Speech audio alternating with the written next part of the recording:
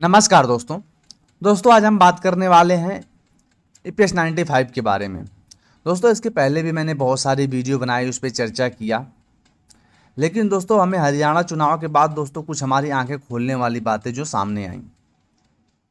दोस्त हम लोग लड़ाइयाँ अच्छी लड़ रहे हैं, हर जगह अशोक रावत जी जो है इसका प्रचार अच्छे ढंग से कर रहे हैं, लोगों से मिल रहे हैं, अपनी बातों को विस्तार पूर्वक रख रहे हैं। लेकिन क्या दोस्तों हमारी बातें सरकार तक जा रही हैं?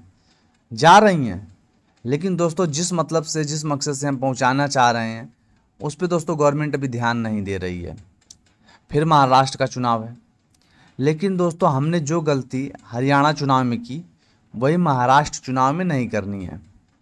दोस्तों हमें एकजुट होकर इस लड़ाई को लड़ना है और एक मत से लड़ाई लड़ना है। और अशोक जी जो हमारे पूजनीय समान हैं उनको दोस्तों हमें हमेशा आगे रखना है और लीडर के रूप में दोस्तों उनको और उत्साह और तरसंगत से आगे बढ़ाना है।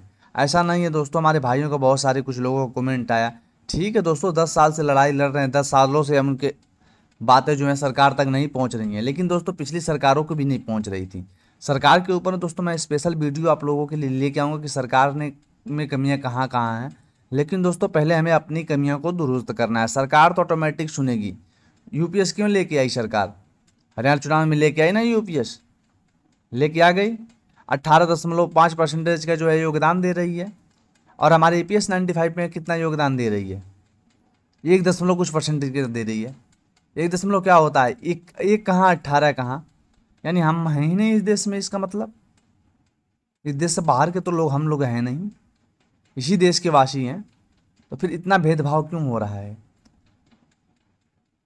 क्या हम लोग रोड ब्लॉक नहीं कर रहे हैं या धरना प्रदर्शन उस उग्र तरीके से नहीं कर रहे हैं? ये कारण है हम लोगों का। हमारे संगठन में जरूर बूढ़े लोग हैं, लेकिन मन बूढ़ा नहीं है, ये अशोक रावत जी हमेशा कहते हैं। शरीर से भले बूढ़े हैं, लेकिन अब भी हम घोड़े ही हैं। ये हमारे अशोक रावत जी का वचन है। और अशोक रावत जी जो हैं अपने प्रयासों में लगातार जुटे हुए हैं, दिन रात एक करके दोस्तों वो लड़ाई हमारी जो है आगे बढ़ा रहे हैं।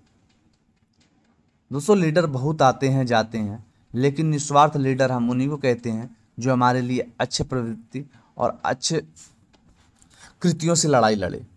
उन्होंने कभी गलत संदेश किसी को नहीं दिया। अगर वो चाहें तो एक बार में वो भी रोड ब्लॉक करवा सकते हैं, गवर्नमेंट को मनवा सकते हैं, लेकिन दोस्तों उन्होंने ऐसा कुछ भी काम नहीं करा कि जिससे सरकार से और उनसे मतभेद हो। तो दोस्तों अशोक रावत जी के ऊपर दोस्तों कमेंट करना गलत है। अशोक रावत जी अच्छे कामों में लगे हुए हैं दोस्तों, उनका आप लोग साथ दीजिए, उनका मनोबल ऊंचा करिए और दोस्तों इसी प्रकार से उस अपनी बातों को उठाते रहें। फिलहाल दोस्तों मुझे लगता है कि जब तक मुंबई महाराष्ट्र का जो चुनाव है दोस्तों उसमें बीजेपी नहीं सफल नहीं होगी, तब तक दोस्तों हमारी बातों को सुनने वाली नहीं। जब सरकार को धक्का लगेगा, अब दोस्तों हमें किस संगठन को वोट देना है ये भी हमें चर्चा करनी है। ऐसा नहीं है कि दोस्तों नोटा एक मात्र विकल्प नहीं है। किसी गवर्नमेंट को ठीक है ये नहीं बना रही है, कोई और गवर्नमेंट किसी और के साथ हम हो जाएंगे, जो हमारा साथ देगा हम उसी के साथ तो रहेंगे। अशोक रावत जी का भी यही कहना है। फिलहाल दोस्तों गवर्नमेंट में जो होता है बात हम उसी से करते हैं, दूसरे से थोड़ी करने जाएंगे। लेकिन अगर वो गवर्नमेंट हमारी नहीं सुनेगी तो दोस्तों हम दूसरी सरकार लाएंगे। इतना तो है, इतना तो इस बुजुर्गों में दम है कि वो सरकार को गिरा सके और सरकार को बना सके। दोस्तों यही हमें मिलकर एकजुट होकर के दिखाना है। और दोस्तों हम महाराष्ट्र चुनाव में मनवाएंगे बात अपनी, चाहे ये बीजेपी माने, चाहे कांग्रेस माने, चाहे कोई अदर पार्टी माने। दोस्तों हमें अपनी बातों को अपने तरीके से रखना है और जागरूक होकर रखना है। अब ऐसी बातें नहीं करनी है, यहाँ की बातें वहाँ करके, वहाँ की बातें यहाँ करके हम लोग काम चला लें।